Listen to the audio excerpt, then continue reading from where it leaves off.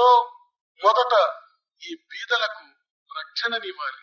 తినేదానికి ఆహారం, కట్టేదానికి బట్ట, ఉండేదానికి ఇల్లు.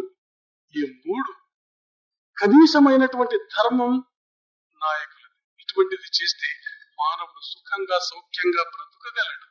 ఈరోజు చూడండి, ఆశ్రమానికి బీదలు 5 రూపాయలు, 10 రూపాయలు, 20 రూపాయలు మనీ ఆర్డర్ చేస్తున్నారు కూడా.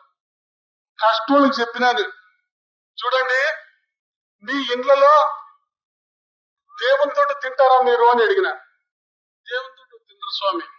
కాబట్టి పెద్దలారా, ట్రస్ట్ సభ్యులారా, ఈ బీదల డబ్బే నాకు దేవుని దుడ్డు, కాబట్టి ఇది అట్లే పెట్టండి, దీన్ని మాత్రం ఖర్చు చేద్దండి. నా ఆశ్రమానికి భద్రమైన పునాది ఏది అంటే బీదల పరిశ్రమ, బీదల డబ్బు. కాబట్టి దాన్ని నేను ఖర్చు పెట్టనివ్వడం లేదు. ఎందుకు? నా పాలిట అది దేవుని యొక్క దుడ్డు ఉన్నట్లే.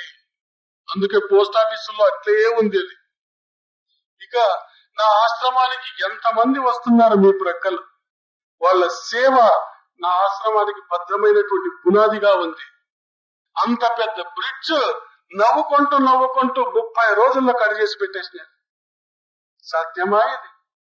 బీదల మనస్సు, బీదల శ్రమ అక్కడ ఉంది. ఇప్పుడు హాయిగా నడుచుకోపోవచ్చు ఆశ్రమానికి. కేవలం 30 రోజుల్లో చేసినారు. బీదల నుంచి